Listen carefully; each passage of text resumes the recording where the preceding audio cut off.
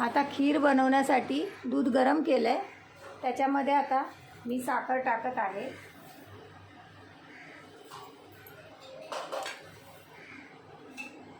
साखर टाकून दूध गरम करायचं. बोल. खिरीसाठी भाजलेले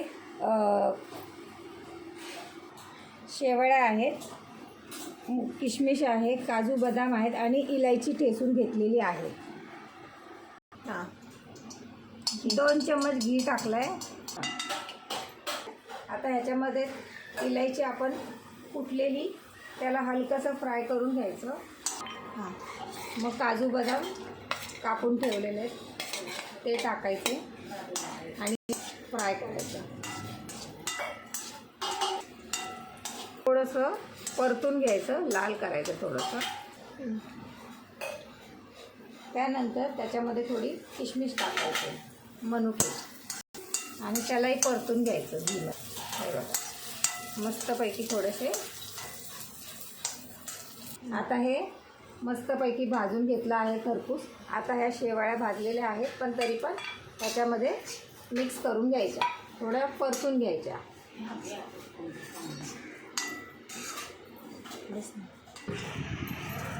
आता हे दूध गरम केलेलं थंड करायला ठेवलं आहे. आता हे मिश्रण गरम केलेलं आहे आणि आता ते थोडं थंड झालं की ते दुधामध्ये मिक्स करून टाकायचं. मग शेवाळ्याची खीर रेडी. त्याला थोडं थंड करून घ्यायचं. असंच नाही टाकायचं, नाही तर मग खीर खराब होते. म्हणजे पाय नको दुसरं. दुधाला पण थंड होऊन द्यायचं, नाही तर मग खीर खराब होते. दुधाला साखर टाकून थोडं थंड करायला ठेवायचं आणि हे पण मिश्रण पण थोडं थंड. आता हे मिश्रण थंड झालेलं आहे. आता मी हे मिक्स करत आहे दुधामध्ये.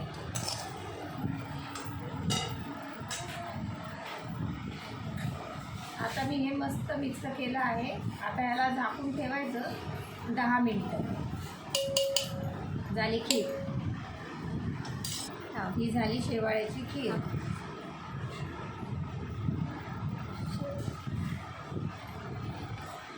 ही झाली शेवाळ्याची खीर. अजून थोड्या वेळानं अजून मस्त मुरेल. कलर किती मस्त आलाय बघा. कलर किती सुरेख आला आहे. छान बघा खीर